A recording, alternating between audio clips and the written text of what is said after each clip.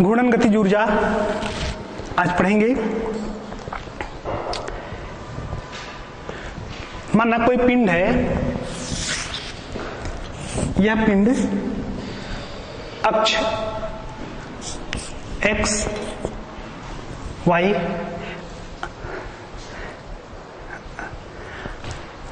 पिंड जो है घूर्णन अक्ष एक्स वाई के परितः नियत कोणीय वेग ओमेगा से घूर्णी गति कर रहा है। यह पिंड है नियत या ऐसा कहें एक समान।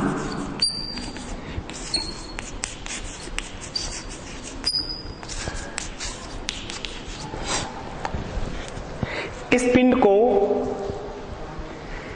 कई कणों या ऐसा कहें कि असंख्य कणों से मिलकर के बना हुआ माना जा सकता है। जैसे एक कण ले लेते हैं यहां पर M1,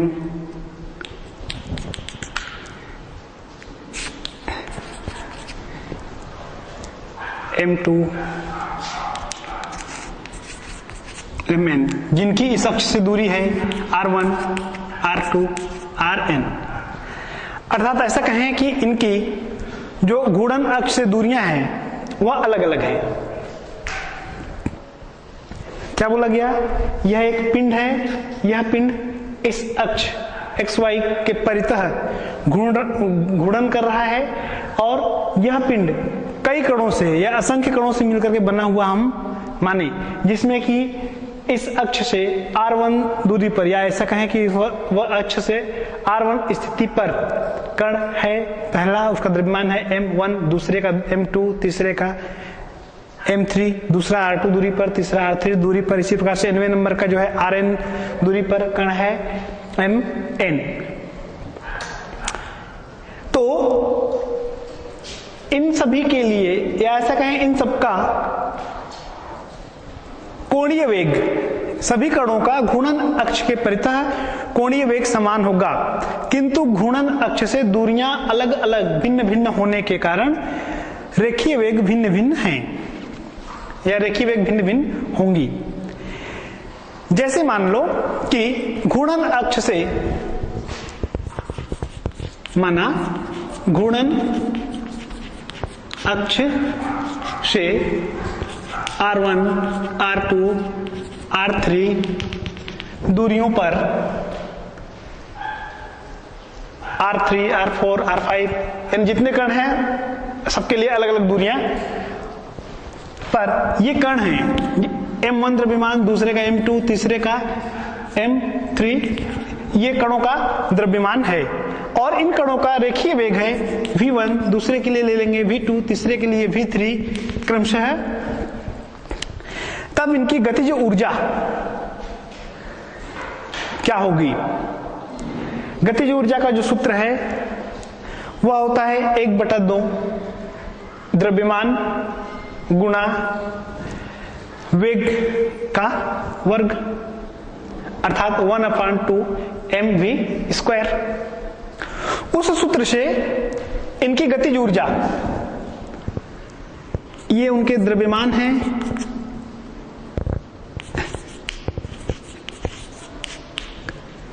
स्थिति पर ये इनका वेग, उन कणों का कैसा वेग, इसको लिख लेते हैं रेखीय वेग। तब इनकी गतिज ऊर्जा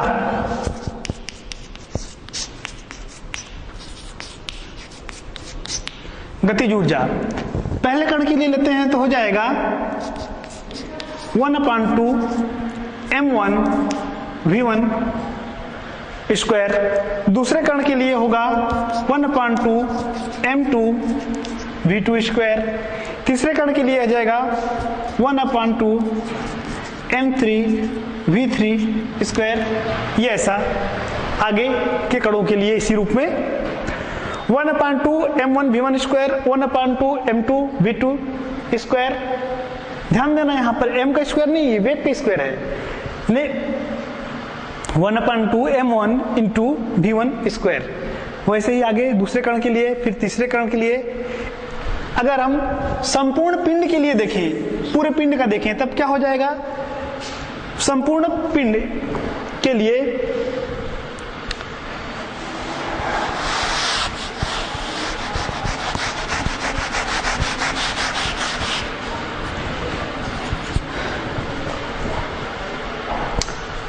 संपूर्ण पिंड की गतिज ऊर्जा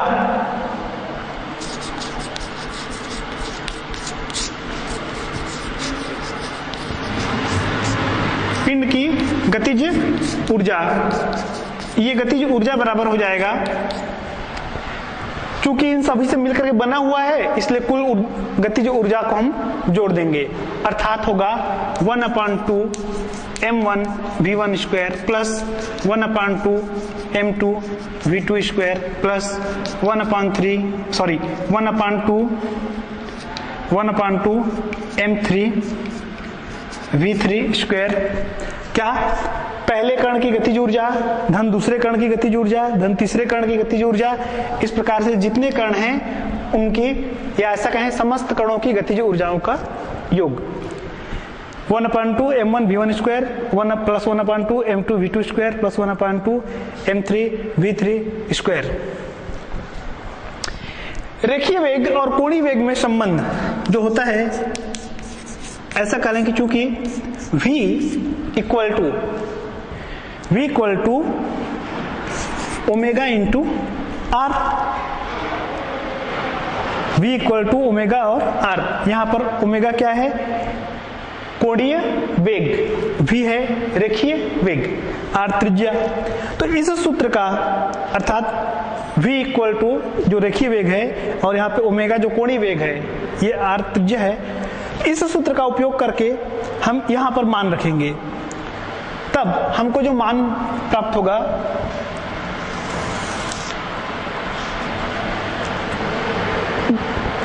गतिज ऊर्जा बराबर हो जाएगा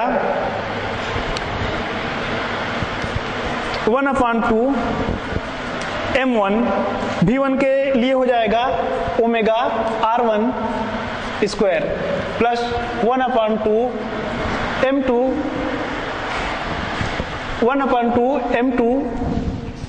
omega r2 square plus 1/2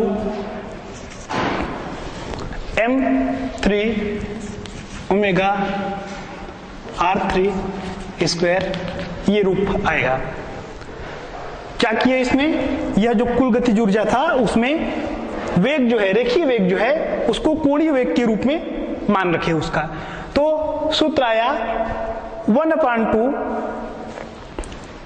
m1 into omega r1 पूरे की घात 2, 1/2 m2 ओमेगा r2, ये ओमेगा r2 पूरे घात 2, इसी प्रकार से 1/2 m3 ओमेगा r3, यहां पे इसका वर्ग, ये क्रमशः। इसमें सभी पदों में एक चीज दिख रहा है, जो ओमेगा है ये एक समान है। शुरू में ही बताया गया था कि इनका कोणीय वेग नियत है, घूर्णी गति में पिंड का कोणीय वेग का मान एक समान होता है, तो उसको बाहर ले लेंगे यहां से, तो 1/2 इस पूरे पद से ले लिए बाहर, ये ओमेगा सब में से बाहर आएगा तो आ जाएगा ओमेगा स्क्वायर, और कौन से पद बच जाएंगे, यहां पे पद बचेगा m1 r1 square plus m2 r2 square plus m3 r3 square, ये या 1/2 ओमेगा स्क्वायर, यह क्या है, m1 r1 square plus m2 r2 square plus m3 r3 square plus इसी रूप में आगे 1/2 ओमेगा स्क्वायर, सब में से उभयनिष्ठ बाहर है। इस पद को लिखा जा सकता है सिग्मा m r स्क्वायर, या 1/2 ओमेगा स्क्वायर, ये सिग्मा m r स्क्वायर, यह है जड़त्व आघूर्ण का मान। तो सिग्मा एम आर स्क्वायर के बदले में हम यहां पे लिख लेंगे आई। इधर लिख सकते हैं कि चूंकि sigma M R square equal to I, sigma M R square equal to I, या 1/2 ओमेगा स्क्वायर आई, या ई के घूर्णन गतिज ऊर्जा बराबर 1/2 आई ओमेगा स्क्वायर। यह है सूत्र घूर्णन गतिज ऊर्जा का। क्या सूत्र हमें प्राप्त हुआ? हमको सूत्र प्राप्त हुआ E k equal to 1/2 I omega square. एक बार ध्यान देंगे इधर कि कोई पिंड इस अक्ष एक्स वाई अक्ष जो कि इस पिंड से होकर गुजरा है उसके परितः घूर्णी गति कर रहा है। माना वह पिंड अनेक कणों से मिलकर के बना हुआ है, जैसे M1, M2, M3 द्रव्यमान वाले कण हैं। M1 द्रव्यमान कण की स्थिति है R1, M2 वाले की स्थिति R2, M3 वाले की R3, Mn नंबर वाले की Rn, इस रूप में। तो यदि हम इसको n कणों से मिलकर के बना हुआ कहेंगे तब तो यहाँ पे mn लेंगे, और असंख्य कणों कर लें तब फिर इस को जो है हम ये जो mn वाला पद है इसको असंख्य के लिए डैश कर लेंगे। स्थिति ये सबका R1, R2 स्थिति पर, R1 स्थिति पर M1 द्रव्यमान का कण जिसका वेग V1, R2 स्थिति पर M2 द्रव्यमान का कण रेखीय वेग V2, R3 स्थिति पर M3 द्रव्यमान का कण रेखीय वेग V3।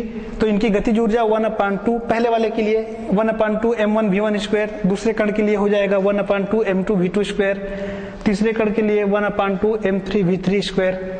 इन सभी में ये गतिज ऊर्जा, इसलिए कुल गतिज ऊर्जा बराबर हो जाएगा फिर 1/2 M1 V1 square plus 1/2 M2 V2 square plus 1/2 M3 V3 square, इस रूप में। लेकिन दोनों वेग, रेखीय वेग और कोणीय वेग में जो सूत्र है उस सूत्र से, अर्थात सूत्र V equal to omega R से मान रखा गया। जहां जहां पे वेग का मान है उस जगह, यानी 1/2 M1 ओमेगा R1 पूरे घात 2, यानी ओमेगा और R की घात 2, वैसी plus 1/2 M2 into omega R2 की घात 2 प्लस 1/2 M3 ओमेगा R3 इसकी घात 2 प्लस आगे कणों के लिए। या इसको और हल करते हैं जब, तब इसमें क्या किए, ये 1/2 पद सभी में उभयनिष्ठ दिख रहा है, ओमेगा सब में दिख रहा है, तो ये 1/2 बाहर ले लिए, ओमेगा वर्ग होने के कारण सबसे बाहर आ गया, बचा केवल M1 R1 square, M2 R2 square, M3 R3 square. इन सबको एक साथ लिखा गया तो 1/2 omega square sigma M R square, या 1/2 ओमेगा स्क्वायर इंटू आई, या ई के अर्थात गतिज ऊर्जा। यह गतिज ऊर्जा बराबर हो गया E k equal to 1/2 I omega square. यह है, यहां पर ई के जो संकेत है यह घूर्णन गतिज ऊर्जा, घूर्णन गतिज ऊर्जा बराबर। अब देखो जो गतिज ऊर्जा है उस गतिज ऊर्जा के सूत्र से ही हम हल किए हैं ये गतिज ऊर्जा, और यहां पे ठीक है ई के, तो यह जो सूत्र है, यह सूत्र यहां पर जो वेग देख रहे हैं हम, ये कौन सा वेग है, कोणीय वेग। यह सूत्र किसका है, घूर्णन गतिज ऊर्जा का। यहां पर एक चीज दोनों में समानता दिख रही है कि जिस प्रकार स्थानांतरी गति में गतिज ऊर्जा का सूत्र होता है 1/2 mv स्क्वायर, जैसा कि यहां हम अलग अलग कणों के लिए देखे हैं, क्या 1/2 mv स्क्वायर स्थानांतरी गति में, वैसा ही घूर्णी गति में घूर्णन गतिज ऊर्जा का मान हमें प्राप्त हुआ है 1/2 आई ओमेगा स्क्वायर। अर्थात देखते हैं इधर,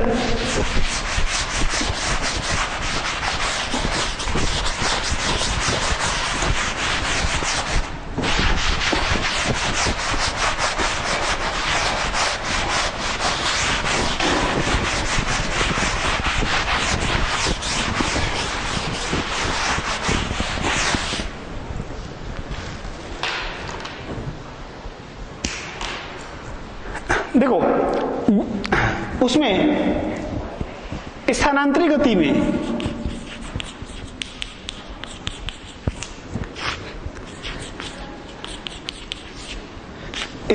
गति में गतिज ऊर्जा बराबर जो सूत्र है वह है 1/2mv²। और अभी घूर्णी गति में हम व्यंजक निकाले तो उस घूर्णी गति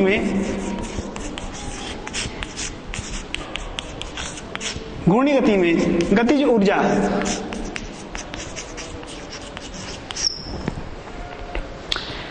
का सूत्र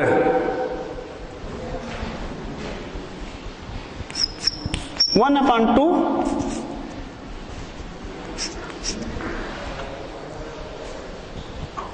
आई ओमेगा स्क्वायर। 1/2 सेम। यहां पे द्रव्यमान और यहां पर क्या है, आई क्या है, आई है जड़त्व आघूर्ण, v रेखीय वेग, और यहां पर ये कौन सा वेग, कोणीय वेग।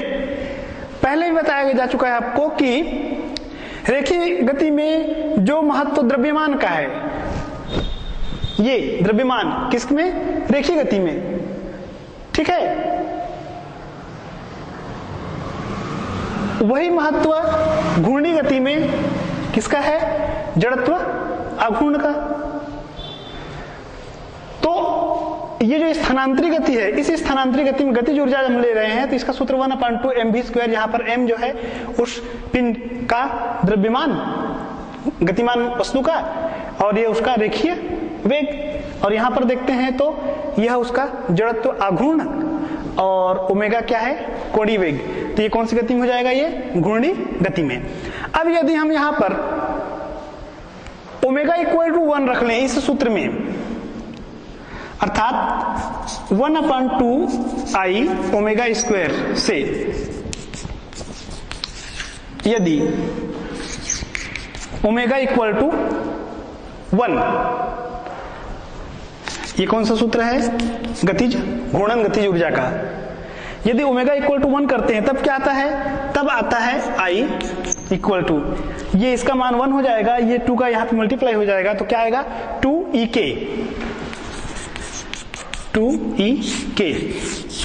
किसका मान प्राप्त हुआ, जड़त्व आघूर्ण का, अर्थात जड़त्व आघूर्ण I = 2ek। कैसे परिभाषित करेंगे, किसी घूर्णन अक्ष के परितः, हम किसको परिभाषित कर रहे हैं, इस जड़त्व आघूर्ण को, किसी घूर्णन अक्ष के परितः किसी पिंड का जड़त्व आघूर्ण का संख्यात्मक मान उस अक्ष के परितः पिंड की गतिज ऊर्जा के दुगने के बराबर होता है यदि वह पिंड जो है उस अक्ष के परितः एकांक कोणीय वेग से घूम रहा है। क्या बोला गया, किसी पिंड का जड़त्व आघूर्ण उस पिंड के घूर्णन गतिज ऊर्जा, उस पिंड के घूर्णन गतिज ऊर्जा के दुगने के बराबर होता है, उसका मान, संख्यात्मक मान इसके दुगने के बराबर होता है यदि वह पिंड एकांक कोणीय वेग से घूम रहा है। आगे हम देखते हैं इसमें अब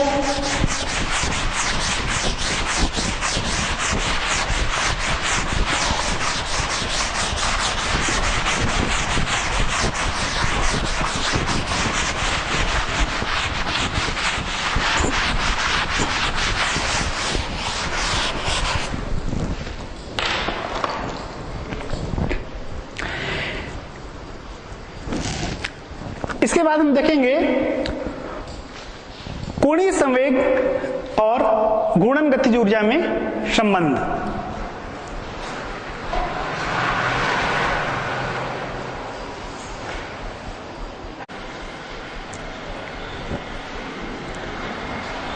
अब देखेंगे कोणीय संवेग व घूर्णन गतिज ऊर्जा में संबंध।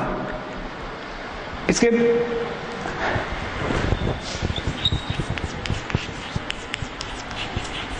कोणीय संवेग व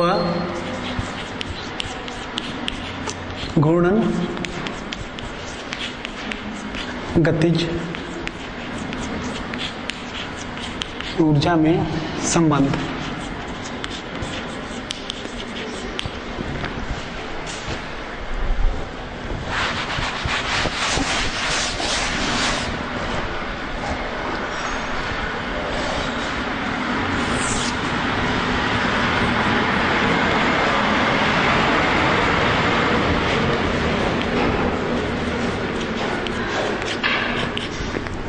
अभी बताया गया था घूर्णन गतिज ऊर्जा बराबर 1/2 I ओमेगा स्क्वायर, जहां पर I जड़त्व गुण और ओमेगा कोणीय वेग, तथा एक व्यंजक यह आया था इसमें जड़त्व आघूर्ण I का मान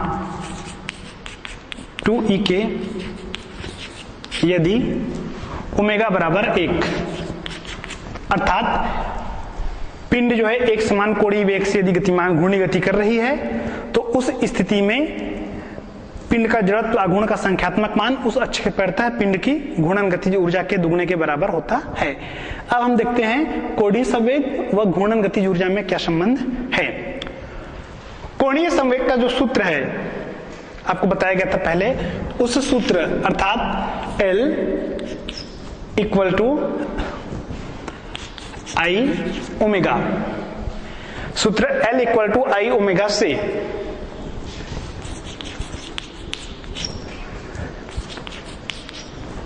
इस समीकरण को वर्ग कर दें, इस सूत्र का वर्ग कर दें तो L equal to I omega, इसलिए L square equal to I square omega square, या इसी को इस रूप में लिखा जाए 2 I into 1/2 I omega square.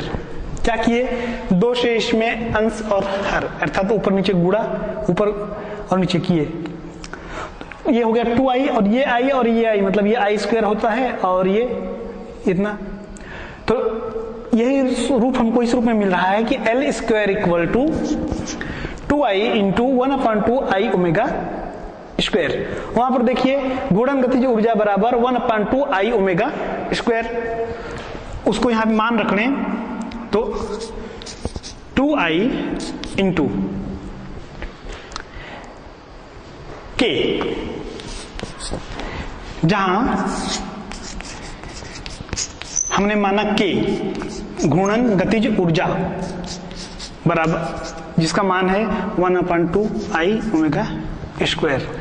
ये K क्या है यहाँ पर संकेत, घूर्णन गतिज ऊर्जा के लिए संकेत ले लिए, तो इस 1/2 I ओमेगा स्क्वायर के बदले में रख लिए K, तो आ गया 2I K, मान आया L स्क्वायर का, इसलिए L का मान आ जाएगा √2I K। L equal to प्राप्त हुआ √2I K, अर्थात 2 गुना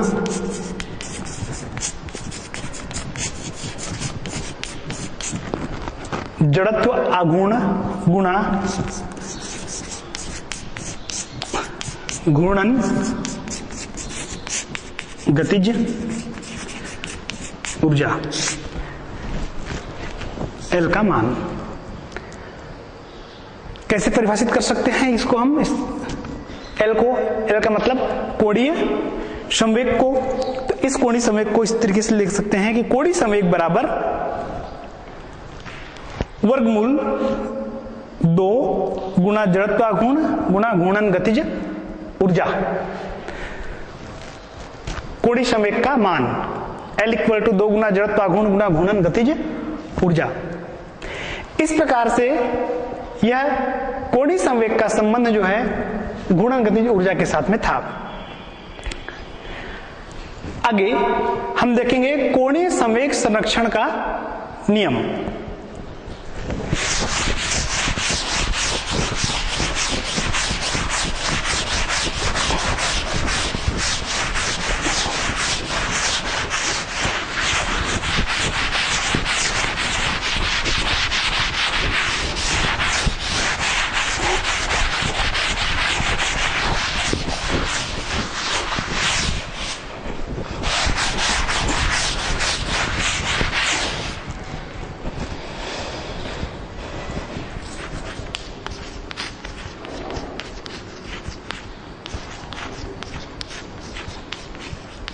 कोणीय संवेग संरक्षण नियम। कोणीय संवेग संरक्षण नियम से तात्पर्य है कि किसी घूमते हुए पिंड या निकाय पर कोई बाह्य बल आघूर्ण न लगाया जाए, क्योंकि बल आघूर्ण के प्रभाव से वो घूमता है। यदि किसी घूमते हुए पिंड या निकाय पर कोई बाह्य बल आघूर्ण न लगाया जाए तो उसका कोणीय संवेग नियत रहता है। क्या? घूमते हुए पिंड या निकाय पर कोई बाह्य बल आघूर्ण न लगाया जाए, अर्थात इस मतलब ये आ रहा है कि उस घूमने वाले पिंड पर जो बाह्य बल आघूर्ण है, उस बल आघूर्ण का मान जो है वो शून्य, अनुपस्थित है।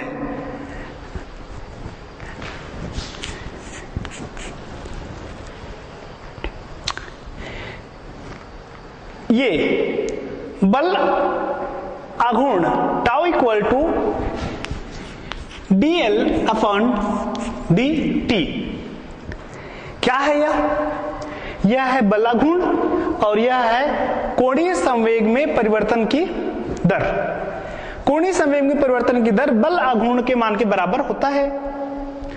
तो कोणीय संवेग में परिवर्तन की दर बराबर बल आघूर्ण, यह इस सूत्र में यदि टाउ इक्वल टू 0 तब dl अपॉन dt का मान,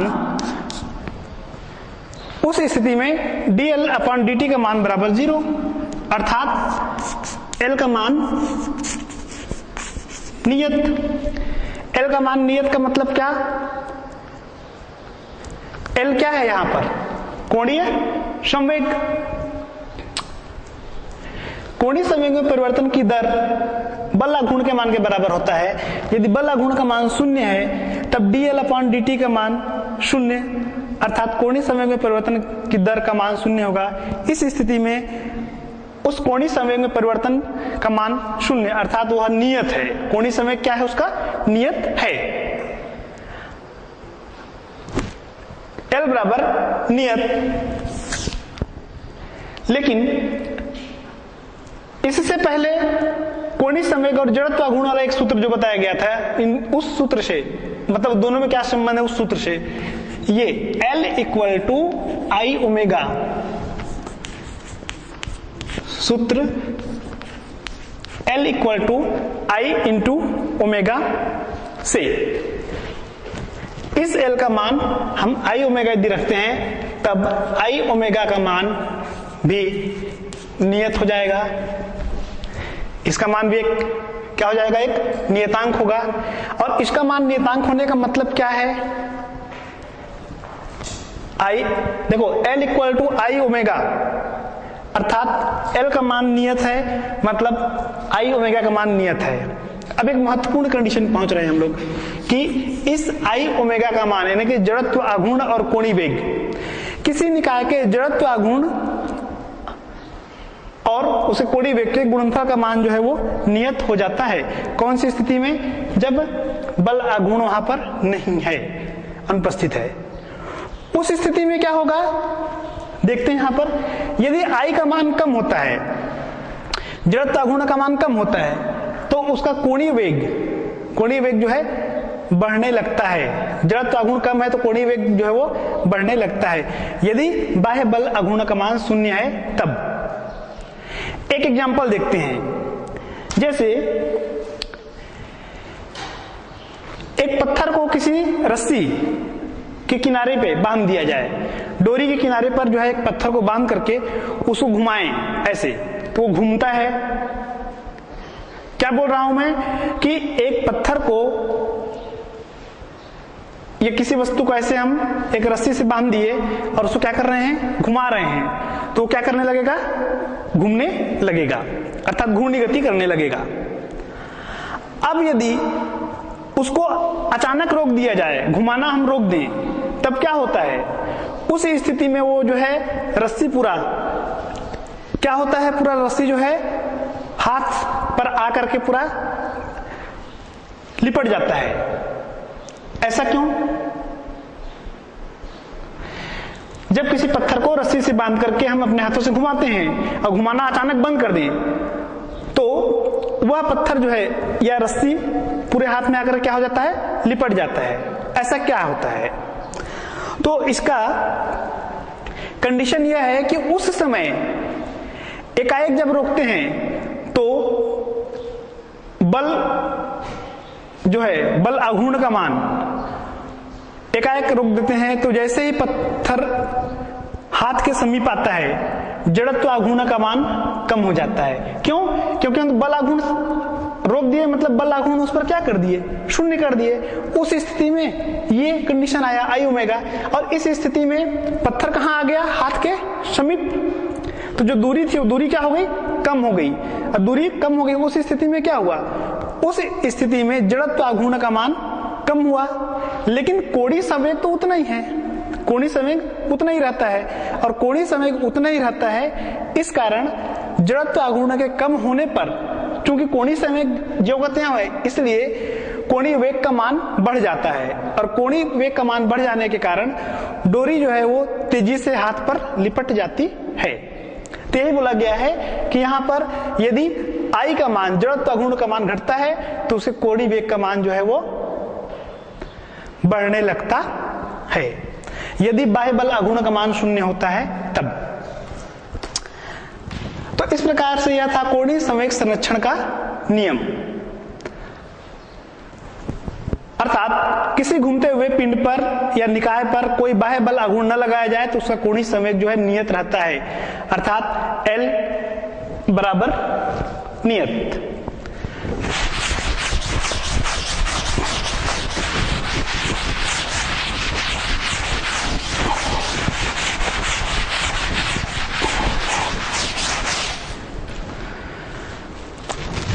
तो अभी तक के हम जो पढ़ रहे हैं कोणीय संवेग के संबंध में पढ़ रहे थे, और कोणीय संवेग को दूसरी राशियों के रूप में पढ़ रहे थे, अर्थात और राशियों के रूप में किस प्रकार से संबंधित है। जैसे अभी तक के देखा हमने कोणीय संवेग में परिवर्तन की दर, कोणीय संवेग का यह रूप, कोणीय संवेग में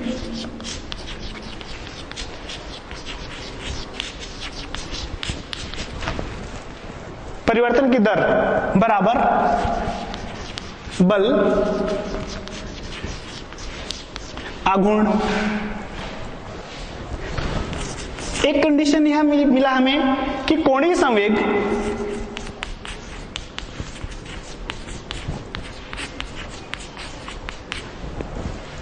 बराबर जड़त्व आघूर्ण गुणा कोणीय वेग।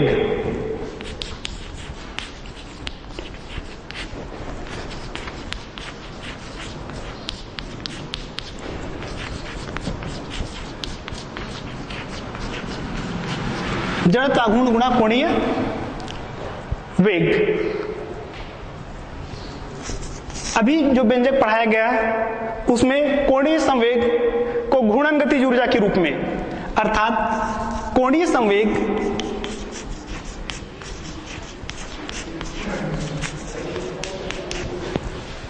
बराबर वर्गमूल 2 गुना जड़त्व आघूर्ण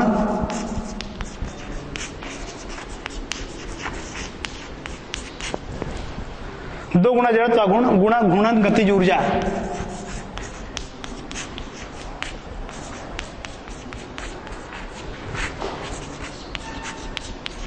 ये ऐसा राशि एक ही है, हम एक ही राशि के बारे में बात कर रहे हैं, लेकिन अलग अलग स्थितियों में उसकी व्याख्या अलग अलग बदल जा रही है। कि अगर हम कोणीय संवेग में परिवर्तन की दर के बारे में चर्चा करें तो कोणीय संवेग में परिवर्तन की दर जो है वह बल आघूर्ण के बराबर होता है, अर्थात dl upon dt equal to tau.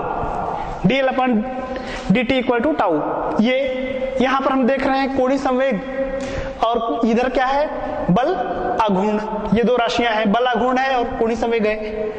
अगला सूत्र देखते हैं, कोणीय संवेग बराबर जड़त्व आघूर्ण गुणा कोणीय वेग, यानी L equal to I into omega.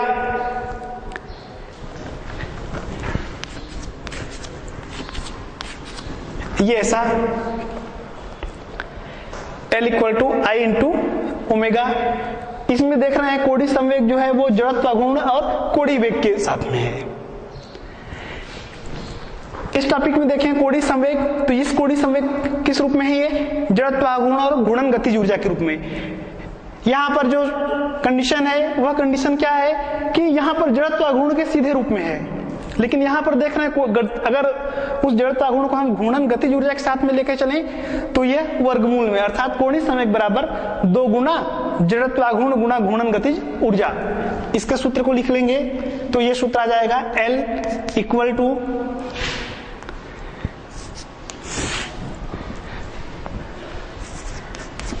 2 गुना I गुना K, अर्थात root L equal to √2IK।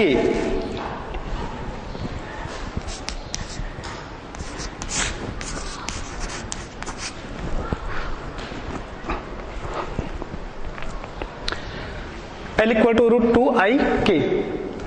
तो यह था कोणीय संवेग।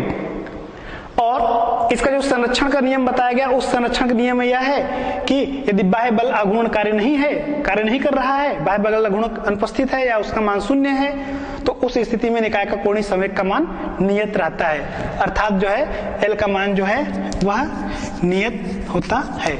यह था कोणीय संवेग संरक्षण। अगली कक्षा में अब आपको बताया जाएगा कोणीय त्वरण के बारे में कि क्या होता है कोणीय त्वरण। ठीक, धन्यवाद।